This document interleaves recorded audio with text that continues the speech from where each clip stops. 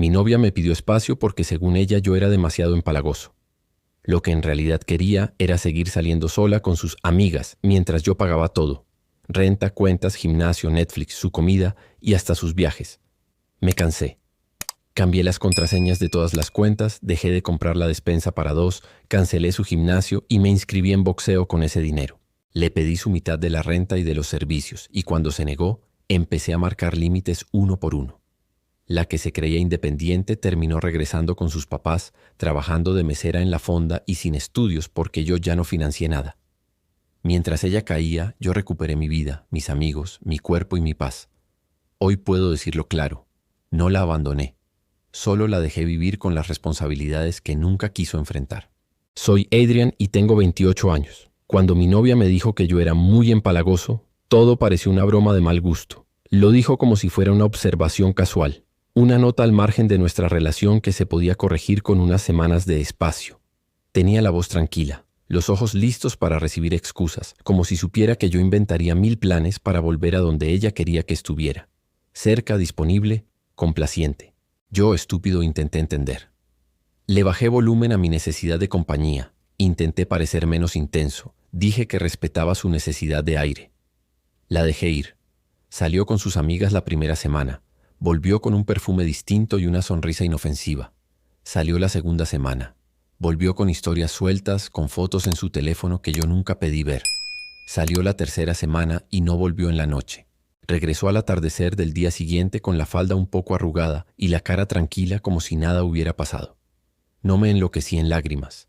No la llamé 1000 veces, ni dejé mensajes suplicando. Me quedé en silencio un par de días, saboreando la sensación rara de que algo dentro de mí se había congelado. Y entonces, como un caballero que decide tomar la última jugada en una partida, tracé un plan. Nada espectacular, nada ilegal, solo medidas de justicia doméstica, acciones frías y puntuales que harían que el mundo que ella consideraba cómodo empezara a desmoronarse con la misma paciencia con la que ella me había minado a mí. Lo primero fue lo más simple, las cuentas compartidas que yo pagaba. Netflix, Spotify, la plataforma de streaming donde cada uno de nosotros tenía listas de reproducción y series guardadas.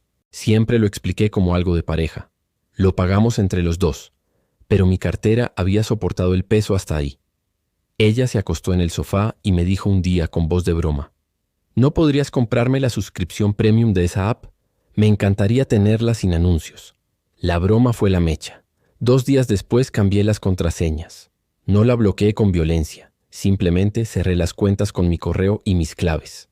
La primera vez que me preguntó por la tarde, con ese gesto de niña que no entiende por qué su juguete desapareció, le respondí con la calma más devastadora: si quieres tus series, contrata tus suscripciones. Se quedó en silencio pensando que había bromeado. No lo había hecho. Le expliqué que si ya no íbamos a compartir la vida en la misma medida, cada quien pagaría lo suyo. Si quieres Netflix, contrátalo con tu tarjeta. Si quieres Spotify sin anuncios, haz lo mismo. Su cara empezó a cambiar, esa mezcla entre sorpresa y enfado que precede a la rabia petulante. Lo siguiente fue la comida. Durante meses había sido yo quien hacía la despensa grandes veces. Me gustaba cocinar para los dos los fines de semana, armar algo con cariño y que ella probara y dijera qué rico. Pero ahora ella no estaba ahí la mayor parte de la semana. Empecé a comprar estrictamente lo necesario: leche, pan, huevos, algún paquete de pasta y lo indispensable para una cena si venía un amigo. Si ella quería delicatessen o caprichos importados, que pagara su propia caja.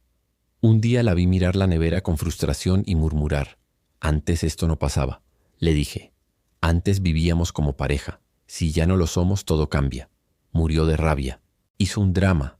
Llamó a una amiga, luego a otra, y por la noche dejó una nota en la mesa que decía: qué mezquino. Me reí por dentro y tiré la nota en la papelera sin leerla del todo. Mis amigos no tardaron en notar el cambio. Algunos llamaron, otros me invitaron a salir. Ella, por supuesto, protestó cada vez que quería ir. No me gusta que te juntes con esos chicos, no son buena influencia. Yo agarraba mis llaves y le decía tranquilo: si no te gusta, no vengas. Y me iba. Empecé a disfrutar de volver de madrugada, de reír de cosas pequeñas como si un peso se hubiera salido de mis hombros. Cuando me preguntaban por ella, decía: está bien, necesita su espacio. Pero por dentro el espacio que yo le daba se llenaba con una especie de alivio que a la larga me pareció santo. Luego vino la parte de la vivienda. Siempre habíamos dividido el alquiler en una proporcionalidad implícita. Yo había asumido más en momentos puntuales porque su situación era inestable y yo quería que estuviera tranquila para terminar la tesis. Eso había sido un gesto que acepté, no una obligación de por vida. Pero en la cocina, frente a una taza de café que me ayudaba a pensar, le dije con voz neutra: «Mira, si ya no vamos a dormir bajo el mismo techo como pareja, no es lógico que yo pague la mayor parte de la renta. A partir de ahora, el alquiler y los servicios se dividen a la mitad». Se quedó mirándome como si le hubiera pedido la luna. «¿Me estás cobrando, Múcido?» «No te estoy cobrando. Te estoy diciendo que lo justo es justo. Si ya no compartimos la vida, compartimos gastos». Y añadí sin ruido: «Empieza a transferir tu parte la próxima semana». En el fondo, lo que hacía era una operación moral. Marcar con hechos que lo que había sido automático, mi voluntad de cargar con el todo por complacerla, ya no existía. Era un ajuste de balanza. Y la balanza se inclinó. Algo que me ardía era que me prohibiera cosas que a mí me llenaban. Ella, en sus días de control amoroso, se las arreglaba para decir que ciertas actividades la embarraban o le daban mala impresión. Me criticaba por querer ir a clases de boxeo con amigos. «¿Vas a ponerte a pelear? ¿Y si te lesionas? No me gusta que te arriesgues». Lo decía con voz tenue, pero con la mirada a la espera de que me sintiera culpable. Esas frases se me quedaron pegadas. Así que cuando la suspensión de su acceso a todo lo que yo pagaba ya estaba hecha, me anuncié. Me inscribí al boxeo. Encontré un gimnasio cerca, modesto, barato y con buenas clases. Me viene mejor. Sus ojos se abrieron con una mezcla de sorpresa y reproche. «Pero yo te dije que no me gustaba que te lastimaras. Pues ya no me mandas. Mi cuerpo, mis decisiones. Y aprovecho mejor el dinero que antes destinaba a tu gimnasio». Lo dije tan seco como pude. Lo valorarían. Probablemente lo más humillante para ella fue la lavandería. Siempre había puesto su ropa en la lavadora como un acto cotidiano de confianza. «Tira la ropa, yo la lavo», solía decir. Ahora, con la casa funcionando como dos vidas que se rozan a veces, dejé de mezclar. Sus prendas quedaron en un canasto que fui dejando al lado de la puerta. Cuando ella empezó a quejarse, me miré al espejo y dije: «Si quieres que lave tu ropa, transfiéreme tu parte de la renta y tus cuentas. Si no, me limito a lavar lo mío». Es fácil. La ropa se apiló. Ella revisaba el cesto con la misma mirada incrédula con la que revisaba un cajón vacío de respuestas. Una semana después vi que tomó un bolso y se llevó varias bolsas rumbo a la casa de su madre. No le dije nada. Había esperado ese movimiento. La indiferencia a veces es más afilada que cualquier reproche. Lo que no contó fue con su amiga más cercana, la que la empujaba a la libertad como si fuera un lema de redes sociales. Esa mujer, la que siempre decía «haz lo que quieras, nadie te manda», tenía un secreto que yo descubrí casi por accidente. Un amigo mutuo lo soltó una noche en la barra. ¿No te contó que su libertad incluye pasar las tardes con ese cuarentón casado de la colonia? Tiene esposa, hijos y todo. Fue una bomba que explotó más por el detalle escandaloso que por la sorpresa. La amiga que pregonaba la independencia no era libre. Era la amante cautiva de un hombre que no la iba a dejar abandonar la comodidad. Le dije nada a nadie. De pronto, todo tenía sentido. La manera en que le guiaba las frases, las consignas, la liviandad con la que le decía «haz lo que quieras», como quien da permiso para pecar sin consecuencias. Cuando la verdad salió a la luz, fue ella la que cayó. Mi ex, al enterarse, me llamó sollozando, sin aquella altivez artificial. «Me siento tonta. ¿Cómo no vi antes que no era libertad lo que me vendían?» Me jugué la carta del silencio. Le contesté: «Aprender duele. Espero que lo hagas de pie». No lo dije con crueldad, solo con la firmeza que se merece quien fue engañado. La familia entrometida, sus padres, sus tías, esas voces que siempre opinan desde la costumbre, apareció a su tiempo. Llamaron a mi puerta, con cara de que yo era el villano clásico. «¿Por qué tratas así a mi hija? ¿Cómo le pides renta si es una mujer que estudia aún?» Mi respuesta fue simple y fría. «No la obligo a irse, no la echo. Le pido que pague su parte como cualquier adulto. Si ustedes prefieren que no gaste, no es mi problema». La conversación no fue elegante. Su madre respiró con amargura y me dejó un mensaje en el que se lamentaba de cómo yo había transformado a su hija. A veces pienso que esas familias confunden proteger con ejercer dependencia. Prefieren a sus hijos como proyectos eternos que como individuos que deben hacerse cargo de su vida. En el giro más perverso del asunto, la amiga que la empujó a ser su propia versión terminó siendo la que la dejó sola cuando el cuarentón ya no dio más. La amante, al verse descubierta, perdió el sostén moral que daba a mi ex. Las amigas se distanciaron cuando la figura de bienestar social dejó de existir. Es irónico. Las tribus se disuelven cuando la utilidad desaparece. De ser el nudo social que la protegía, pasó a un hilo suelto que nadie quiso atar. Mientras tanto, yo estaba descubriendo una urgencia en mi cuerpo que había ignorado durante años. La necesidad de mover la rabia. El boxeo no fue solo ejercicio, fue un ritual. Cada golpe tenía un destinatario imaginario. Cada esquiva me daba un poco de aire. Me hice fuerte en el gimnasio modesto, el que queda 10 minutos caminando. Entre gente que entrena para la vida, no para la exhibición, encontré un equilibrio. Gasté en guantes, en vendas, en sesiones con un entrenador que me enseñó técnica y temple. No fue una venganza física contra ella. Fue un acto de reconquista de mi cuerpo, de mi tiempo y de mi dinero. Además, cada vez que pasaba frente al gimnasio elegante donde ella iba y miraba la ventana, sentía que mi tranquilidad valía más que su imperio de estética. En lo social me abrí el mundo. Volví a salir con mis viejos amigos, a reír sin filtros, a comer sin pedir permiso. Un jueves de esas salidas, me paré frente a ella en una terraza con una copa en la mano. La vi mirarme desde la lejanía y ella me soltó. «No sé por qué haces eso», contesté sin subestimar, en voz muy baja. «Lo hago porque recuperé lo que perdí. Mi tiempo, mis noches, mi dignidad. Si te molesta, contrata tus noches». Fue una frase dura que resonó y no me importó. Todo culminó una madrugada en que me dejó un mensaje largo. «Necesito que me entiendas, que me des espacio de verdad. No puedo con tu intensidad». Lo leí sentado en la cama bajo la luz blanca del pasillo y escribí 3 frases en la respuesta. «Entendido. De ahora en adelante cada quien paga lo suyo». Y la bloqueé tras enviar el mensaje. No por rabia, aunque la hubo, sino por decisión. La indiferencia fue mi última jugada en la etapa 0 del plan. Dejarle ver que la vida no se detenía porque ella elegía desaparecer de vez en cuando. Al día siguiente su ropa seguía en el cesto, suéteres arrugados, perfumes en un rincón. Los mensajes vinieron y fueron. Reproches, reproches con lágrimas, súplicas, amenazas veladas y alguna vez una llamada truncada donde solo escuché sollozos huecos. Hizo la escena de siempre. Se presentó como la ofendida, la incomprendida. Pero esta vez nadie la aplaudió. Sus amigas ya estaban cansadas de sus dramas superficiales. El cuarentón dejó de contestar sus llamadas y su familia, cansada de su historial, la miró como un problema a resolver fuera de mis pautas. Una semana después, empacó algunas cosas y se fue a casa de sus padres. Yo no la esperaba con carteles ni la llamé. Pasaron días y su figura se fue tornando rumor en el barrio. Ella trabaja ahora en una fonda cercana como mesera. Dejó los cursos porque no tenía plata. Vive temporalmente con sus padres. Me llegaron fotos en chats. Ella con el uniforme sirviendo, sonriendo forzada. No sentí alegría por su caída. Sentí un peso de liberación que no necesita regodeo. La sensación tranquila de que la justicia privada, lenta y doméstica, había hecho su trabajo. Lo que hice no fue solo quitarle comodidades. Fue enseñarles a todos que el afecto no es una carta blanca para sacrificar tu dignidad. Que si compartiste casa, cama y gastos, la partida no puede ser a costa de tu bienestar. Tal vez fui duro, tal vez fui frío, pero también fui justo. Y al final del primer acto, mientras la ropa sucia juntaba polvo en la esquina y yo planchaba mi camisa para salir a entrenar, pensé que la vida tiene formas de corregir a quienes confundieron la libertad con el abuso. La primera semana sin ella en el departamento fue extrañamente silenciosa. Ese silencio al principio me sonó a castigo.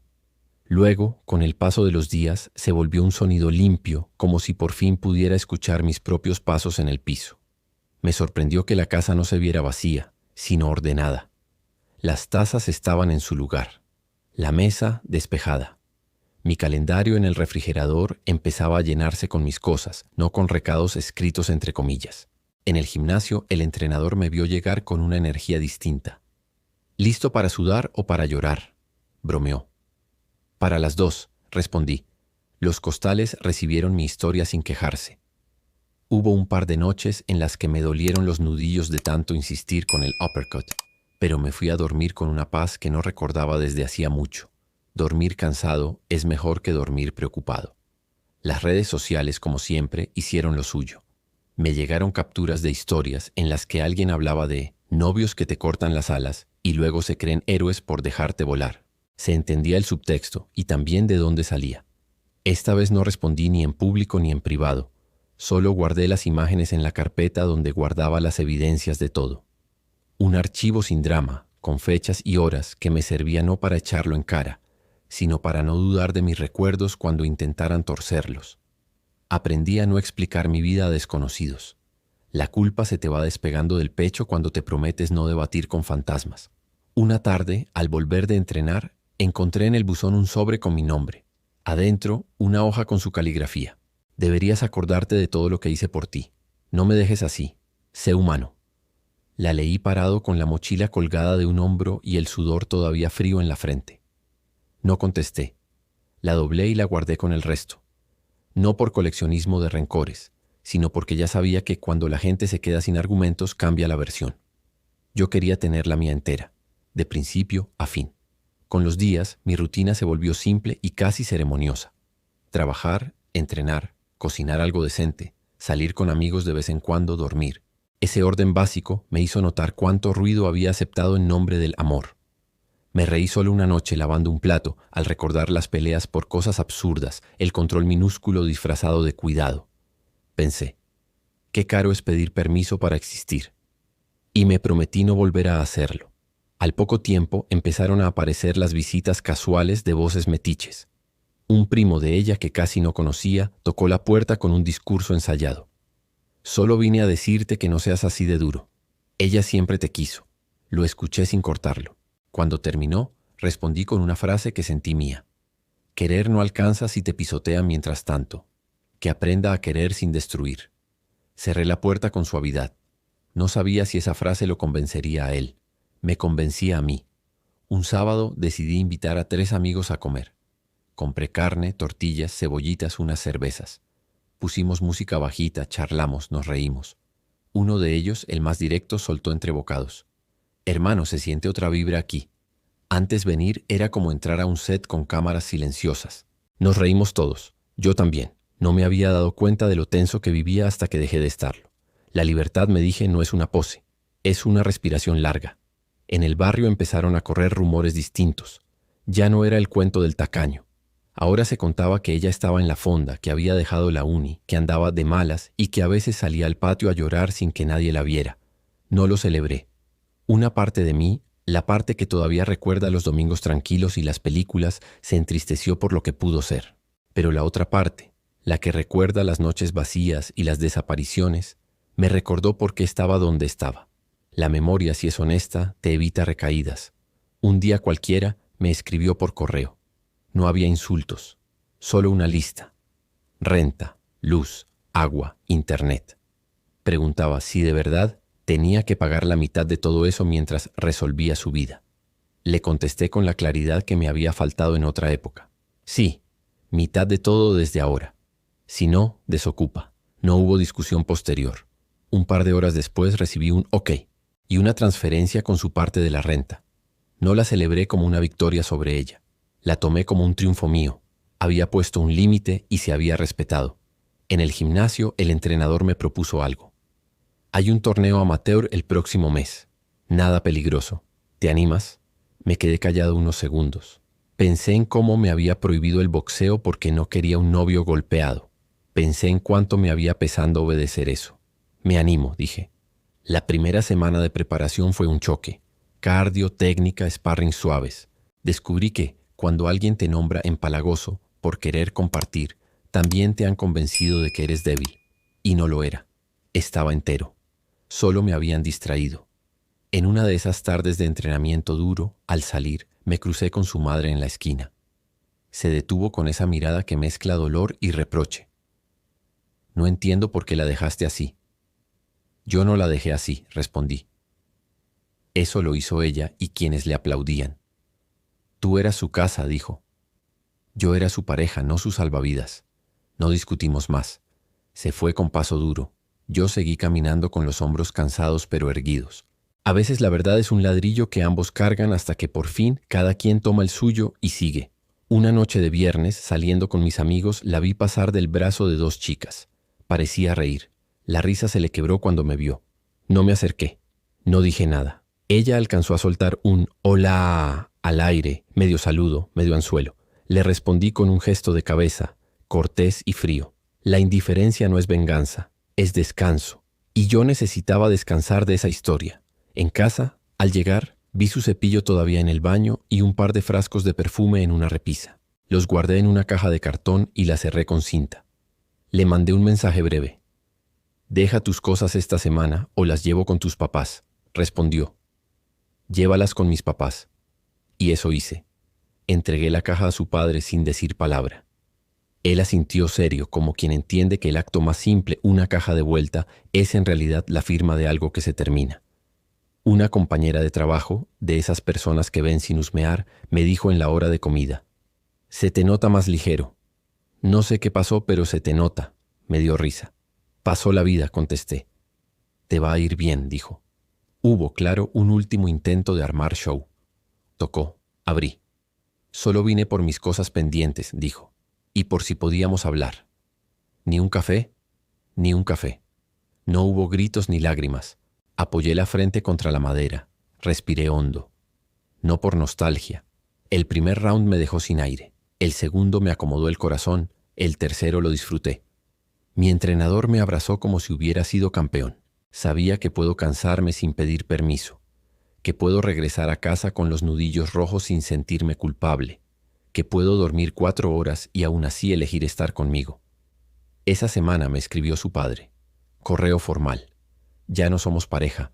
Quizás esperaban el viejo yo, el que decía sí a todo para evitar el conflicto. La gente encuentra otro tema, siempre. Los que se acercaron a reírse de ella también encontraron a quien reírle después. No me interesaba estar en esa grada. Y yo ya había decidido vivir en calma, trabajar, entrenar, estar con los míos, decir no con serenidad cuando tocara, decir sí solo si el cuerpo y la cabeza querían. Un domingo, antes de ir a ver a mis padres, pasé frente a la fonda. La puerta estaba abierta y olía a caldo. Ella servía una mesa. La vi de perfil. Por un segundo pensé en saludar. No lo hice. Seguí de largo. Mi madre abrió la puerta con una sonrisa que no veía en años. «Mi campeón», dijo, sabiendo del torneo. Comimos, hablamos de cualquier cosa menos de ella. Esa noche antes de dormir miré el celular. Me acosté y pensé en algo que me dijo el entrenador una tarde de técnica. «Golpea donde está el hueco, no donde quisieras que estuviera». Yo había estado golpeando contra una pared inútil por años, convenciendo, explicando, justificando. Ahora le pegaba al hueco exacto, mis límites. Hubo un último rumor que me llegó doblado, como papel viejo, que la familia planeaba venir a poner orden. Pagar renta, dividir cuentas, hacerte cargo. No suena heroico, pero cambia mundos. El mío cambió, el de ella también. Y a veces la justicia no llega con un juez. Aquella semana empecé a planear un viajecito corto, solo, a una playa cercana. Reservé un hostal sencillo, compré un libro, metí guantes en la mochila por si encontraba un gimnasio. Sonreí al cerrar la maleta. Y me fui a dormir temprano, sorprendido de una verdad que debería ser obvia. Cuando uno deja de rogar por migajas, la vida te sirve el plato completo. Con el tiempo, la indiferencia se volvió la regla.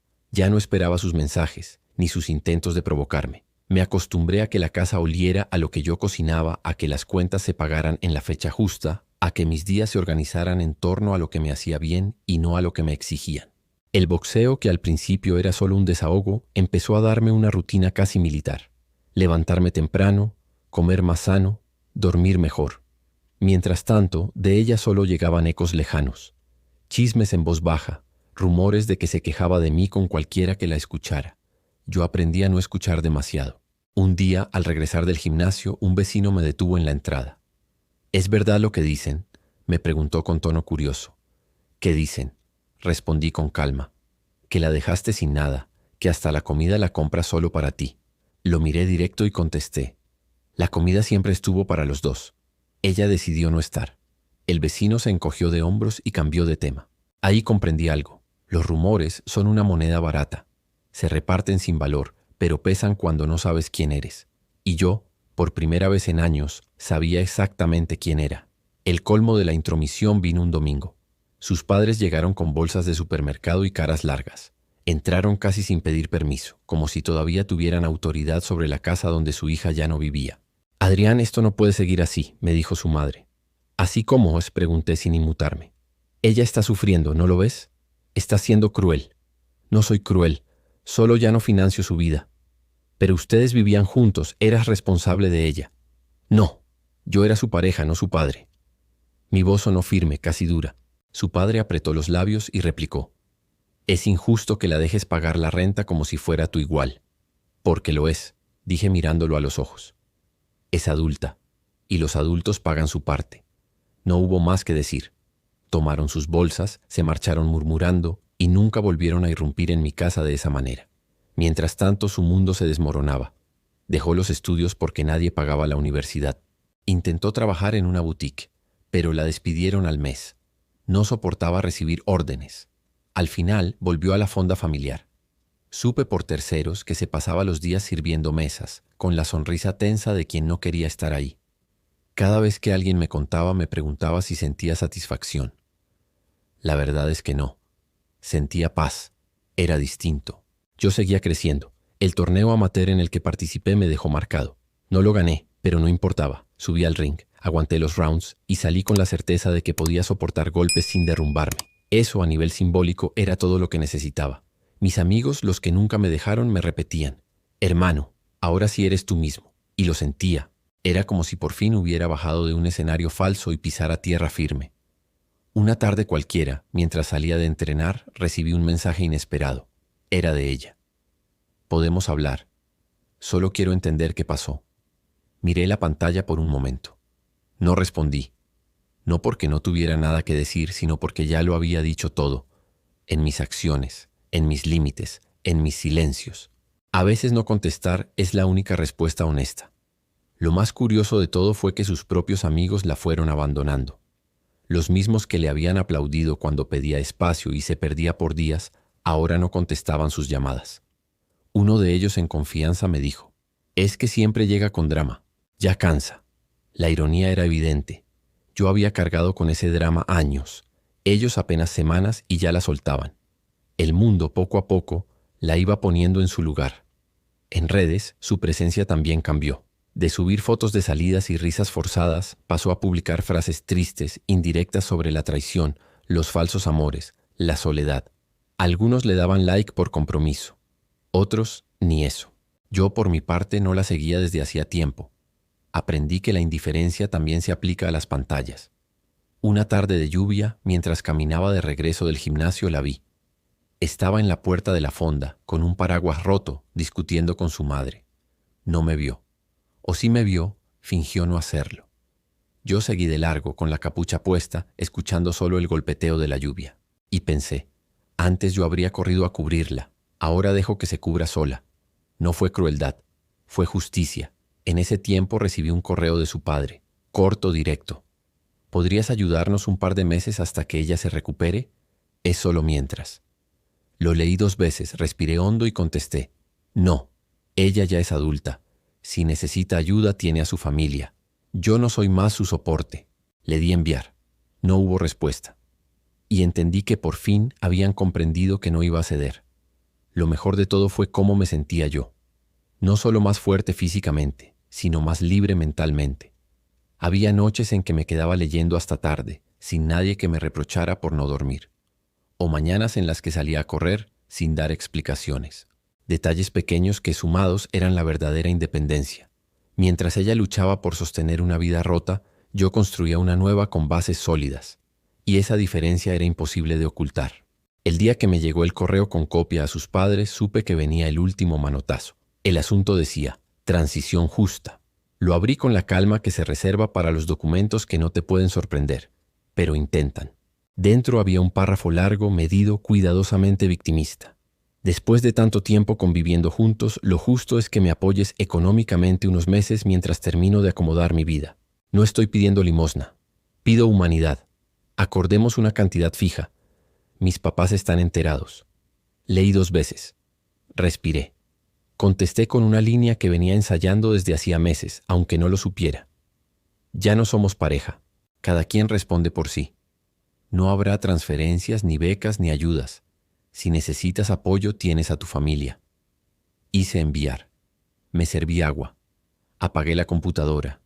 Y me fui al gimnasio. Nunca fue mi intención humillarla. Pero la verdad, cuando se pronuncia sin adornos, suena humillante para el que ha vivido de excusas. En el ring trabajamos defensa ese día. Mi entrenador me dijo, entre manoplas y pasos cortos, no pegas todo el tiempo. También esperas, te cubres, dejas que el otro se canse. Te cubres. Pensé en todo lo que me había cubierto la nueva vida. La renta al día, la luz al día, la paz al día. Y dejé que el otro, sus correos, sus indirectas, sus metiches, se cansara. La respuesta no tardó. Escribió otro correo, más largo, ahora con un tono de acuerdo amistoso y la propuesta de un plan de pagos por 3 meses.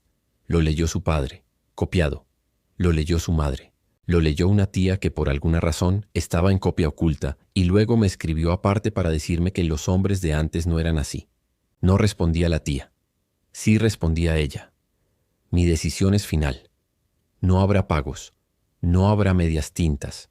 Lo justo es justo. No había nada más que discutir. A veces la dignidad cabe en 4 frases. Los rumores, como siempre, hicieron su parte. Una amiga suya, de las que quedaban, publicó una historia con un fondo beige y flores secas que decía: hay hombres que te sueltan justo cuando más los necesitas. Guardé la captura no por rencor sino por método. Aprendí que la memoria se entrena como el bíceps, que un archivo ordenado te protege del gaslighting social. Y seguí con mi día. Pagué el gas. Cambié las sábanas. Hice una sopa sencilla. La vida limpia también es un entrenamiento. A la semana aparecieron sus padres en la puerta con la propuesta final. Traían papeles impresos, subrayados con marcador. No eran abogados, pero habían hecho la tarea de Internet. Usucapión emocional, responsabilidad afectiva, contribución doméstica. Los dejé pasar. Puse agua para café. Los escuché. Hablé cuando tocó. Entiendo que quieran defenderla, les dije. Pero defender no es obligar a otro a responsabilizarse de una vida que ya no comparte. Yo no la abandoné. Dejó de ser mi pareja, y con eso se acabó mi obligación. Su madre buscó con la mirada algún gesto de arrepentimiento en mi cara. No lo encontró. Su padre, con voz áspera, lanzó la última carta. La estás dejando en la calle. La calle la eligió ella cuando empezó a desaparecer por espacios y amigas. Yo solo retiré mi techo. El silencio fue un ladrillo sobre la mesa. No hubo gritos, no hubo lágrimas, hubo realidad. Se fueron con los papeles arrugados y la certeza amarga de que ya no podían gobernar mi casa con frases. Esa misma noche, para disipar la tensión, salí a correr. La ciudad olía a pan y a gasolina húmeda. En el parque 2 chicos practicaban sombra bajo una luz amarilla. Me uní a sus pasos sin decirles nada.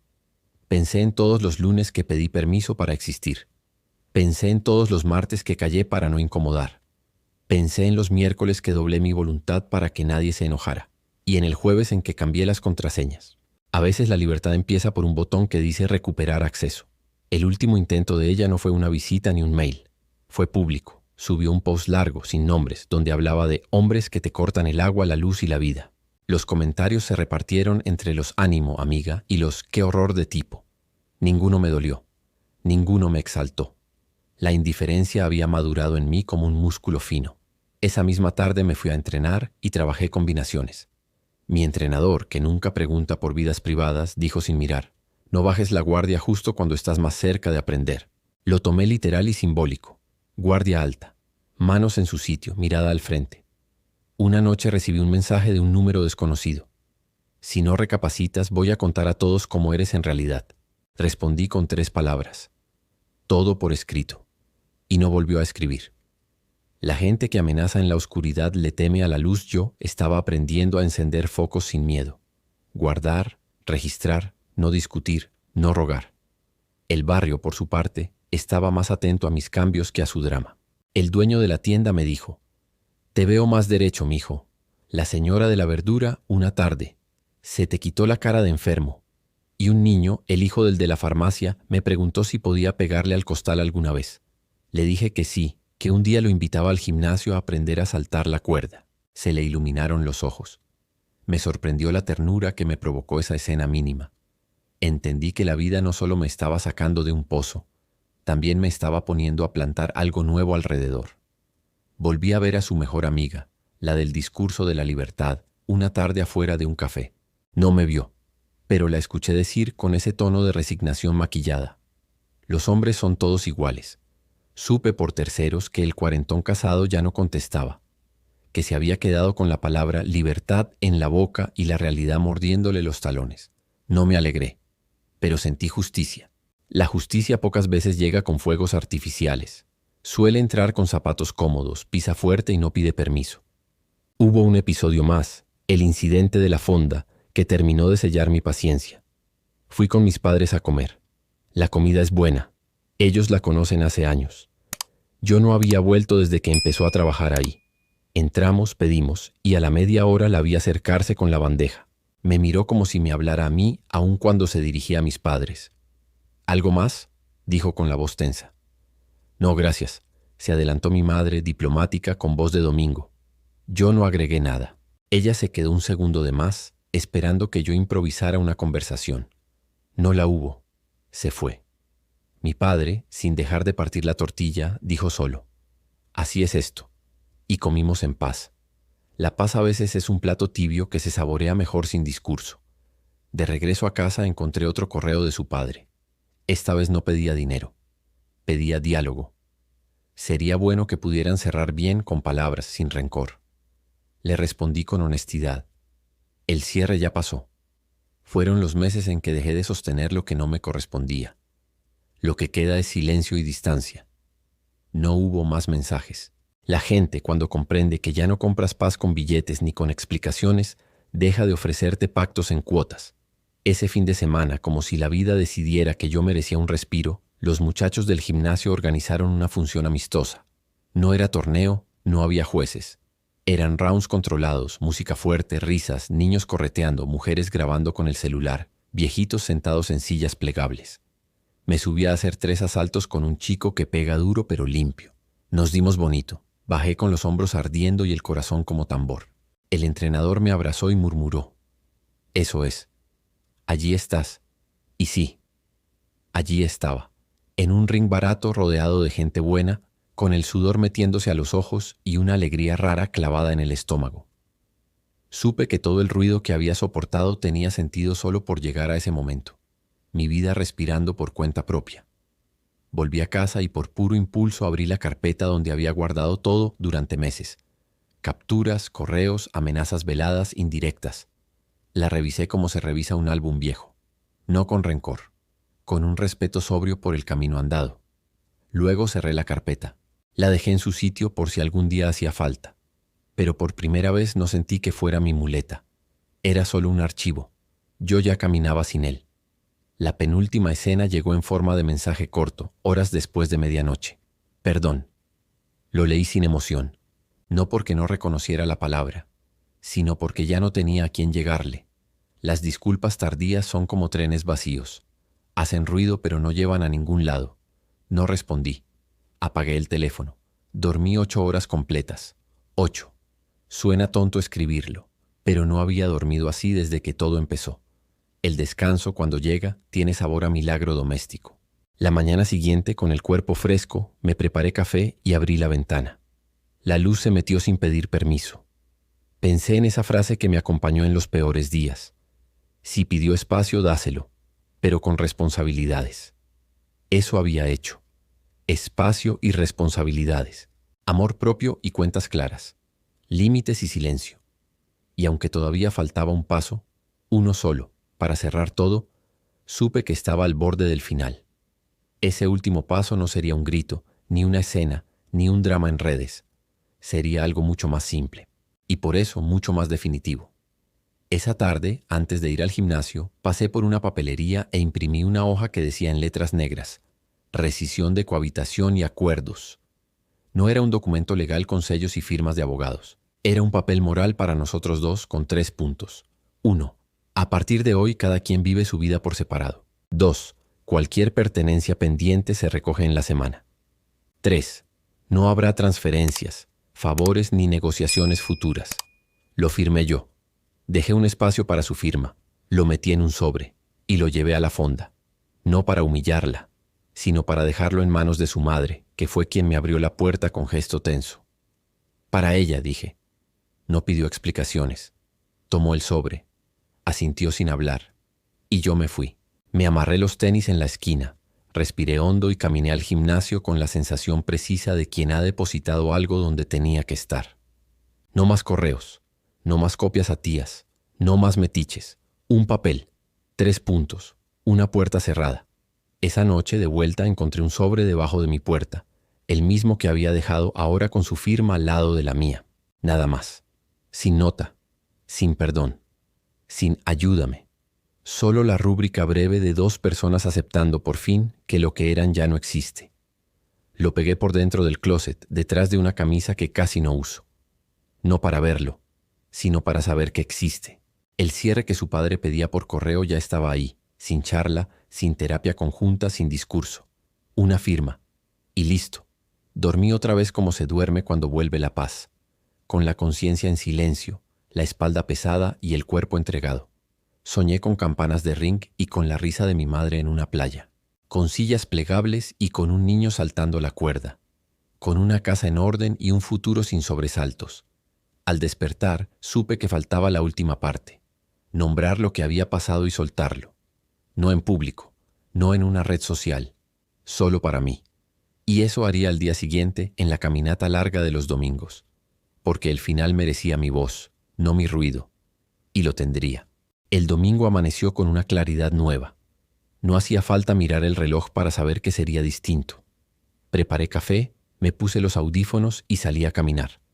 No había destino fijo, solo la necesidad de poner en orden los pensamientos que aún rondaban como polvo que no termina de caer.